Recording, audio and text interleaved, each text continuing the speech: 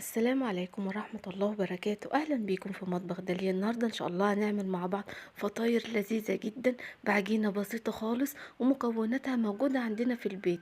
قد إيه يا جماعة؟ قطنية وهشة، وكمان شكلها حلو قوي، وطريقة تشكيلها سهلة جدا، وطعمها كمان ينفع بقى تعمليها للفطار وللعشاء جنب كوباية شاي كده. وكمان ينفع نديها للولاد وهم رايحين المدرسة الصبح، نحطها لهم كده في اللانش بوكس، بتكون حلوة جدا طبعا ومغذية كمان للولاد.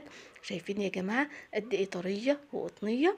طبعا قبل ما ندخل على الطريقة، يا ريت تعملي لي لايك واشتراك في القناة. يلا بينا نسمي الله، صلى على الرسول، ونشوف معانا ايه. اول حاجة عندي هنا كوباية مية دافية، هحط لها كده معلقة من الخميرة. عندي كمان 3 معالق من السكر.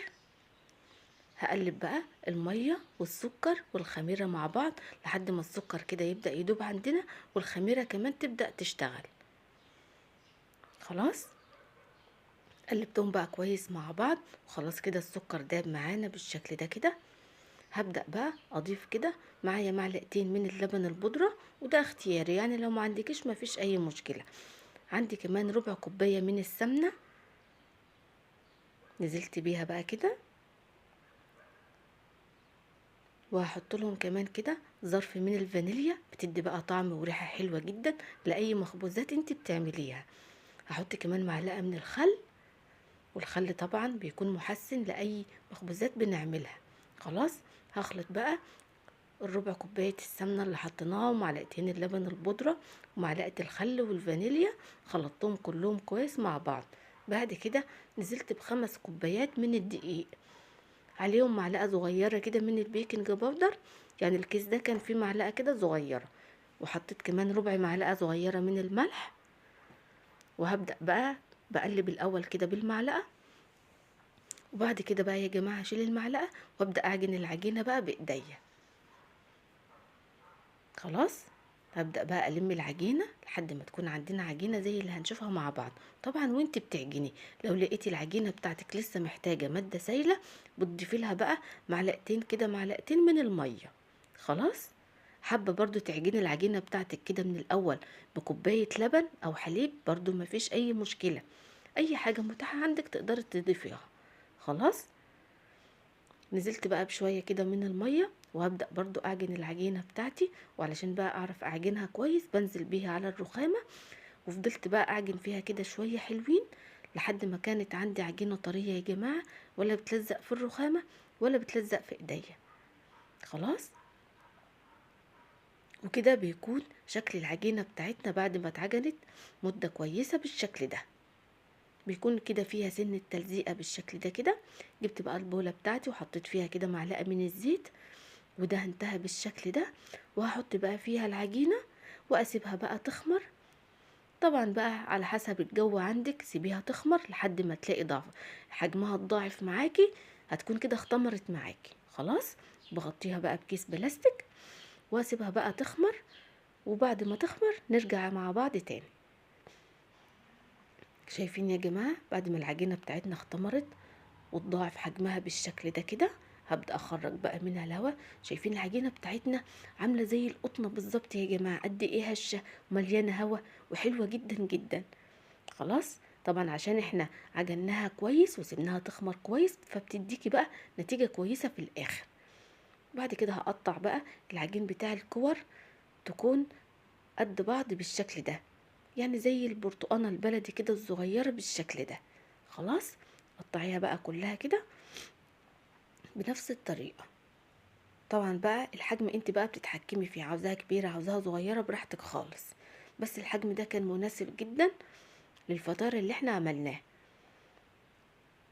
هقطع بقى كل الكمية بتاعتي بنفس الطريقة، وبغطيهم برضو كده علشان وشهم بقى ما ينشفش، وهسيبهم بس يرتاحوا معايا على بال بقى ما نجهز العجوة بتاعتنا بالشكل ده. معايا هنا نص كيلو من العجوة، حطت لهم كده معلقة من الزبدة، وحطت لهم كمان معلقة من السمسم. خلاص وسخنتهم كده في الميكروويف يعني حوالي دقيقة، وبعد كده خرجتها. وهبدأ بقى أشكلها معاكم بالشكل ده.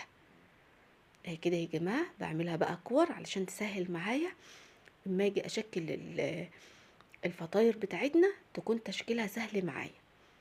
هكورها كلها كده بنفس الطريقة اهو بالشكل ده. خلاص. والفطاير بتاعتنا كانت ارتاحت خلاص. هاجي بقى اخدت اول واحدة كده انا كنت عاملاها، وهبدأ افردها كده فردة على الرخامة. وسيبي بقى الوسطانية ما تفردهاش، افردي بقى الاطراف كويس كويس بالشكل ده كده اهو، وتسيبي الوسطانية كده تسيبيها كده ما تفردهاش. خلاص. جبت بقى قطعة من العجوة اللي احنا مجهزينها مع بعض، وهبدأ كده افردها اهو يا جماعة، وبحطها كده في نص الفطيرة بتاعتنا او القرصة بتاعتنا، وابدأ الم بقى عليها العجين بالشكل ده اهو. شايفين طريقة تشكيلها سهلة جدا جدا، وقفلت عليها كويس. وبعد كده بديها بس كده تبطيطة بالراحة خالص بالشكل ده. خلاص. هتجيبي بقى عندك سكينة، عندك اي حاجة، هتبدأي بقى تعملي فيها كده فتحة من النص بالشكل ده، وهتعملي بقى فيها فتحات بالشكل ده علشان تطلع معاكي زي ورقة الشجرة. خلاص. اي حاجة بقى موجودة عندك، عندك سكريبر، عندك سكينة، اي حاجة حابة تعملي فيها الفتحات دي اعمليها بيها بقى. خلاص. برجع اعمل لها بوزة كده من قدام اهو، وبلمها كده من تحت، يعني الشكل موضح نفسه اهو بالشكل ده. يعني الشرح يا جماعة اهو موضح نفسه عن الكلام، بيكون كده شكلها معانا حلو جدا. ازاي؟ شايفين طريقة تشكيلها سهلة جدا من غير اي ادوات ولا غير اي حاجة، هتقدري بقى تعمليها. طبعا الولاد بيحبوا بقى بالاشكال دي جدا. وشوفي انت لو بتشتري المخبوزات دي من الافران، شوفي بقى بتشتريها بكام دلوقتي. خلاص. فردت برضو العجينة بتاعتنا، وسبت كده الوسطانية ما فردتهاش، فردت الاطراف بس، واخدت قطعة من العجوة وفردتها وحطيتها في نص الفطيرة بتاعتنا، وبعدين قفلت عليها كويس بالشكل ده. وبتقلبيها بقى وبتديها كده تبطيطه بالراحه اهو، علشان ما تفردهاش او تكون رقيقه معاكي وتبقى ناشفه. خلاص.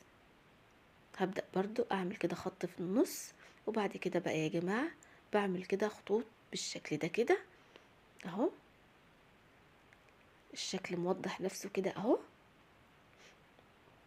علشان تدينا في الاخر ورقه شجر بالشكل ده. بعمل لها بوزه كده من فوق، وبلمها كده برضو من تحت، بيكون معاكي ورقه شجر بالشكل ده. طبعا بقى هخلص الكمية بتاعتي كلها كده بنفس الطريقة. شايفين شكلها؟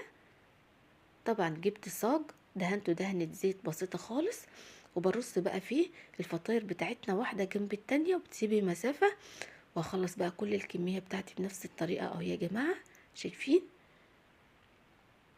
عملت معايا صاجين حلوين جدا جدا. هغطيهم بقى واسيبها تخمر للمرة التانية، يعني بتسيبيها بس حوالي ربع ساعة تلت ساعة، وبعد كده بتلاقيها اختمرت معاكي وحجمها اتضاعف بالشكل ده كده. شايفين؟ اللهم بارك. يعني عملنا كمية حلوة جدا. قد ايه بقى طعمها كان حلو جدا جدا يا جماعة. بعد كده عندك بقى صفار بيضة عليها شوية لبن تقدري تدهني بيهم الوش. عندك شوية لبن او حليب تحطي عليهم معلقة نسكافيه وتقلبهم كويس، برضو تقدري تدهني بيهم الوش. اي حاجه متاحه عندك. لو ما عندكيش اي حاجه، شويه ميه وشويه سكر تقلبيهم كويس مع بعض وتبداي تدهني بيهم الوش. طبعا بيخش فرن سخن جدا على اعلى درجه حراره، وبشغل من فوق ومن تحت مع بعض. قعدت في الفرن حوالي 20 دقيقه. والصاج اول ما يخرج معاكي من الفرن تغطيه بفوطه كده يا جماعه، علشان يرد من حراره الفرن بتاعك، يرد قصدي من السخونية، وتكون بقى عندك احلى فطاير طرية وهشة وحلوة جدا جدا. لكن لو سبتيها من غير ما تغطيها هتبقى ناشفة معاكي. خلاص. شايفين طرية قد ايه يا جماعة، وهشة وقطنية. التسوية بتاعتها كانت مظبوطة جدا جدا. شايفين عاملة ازاي؟ طبعا لو الوصفة عجبتك يا ريت تعملي لي لايك واشتراك في القناة. اشوف وشكم على خير يا رب الفيديو اللي جاي، والسلام عليكم ورحمة الله وبركاته.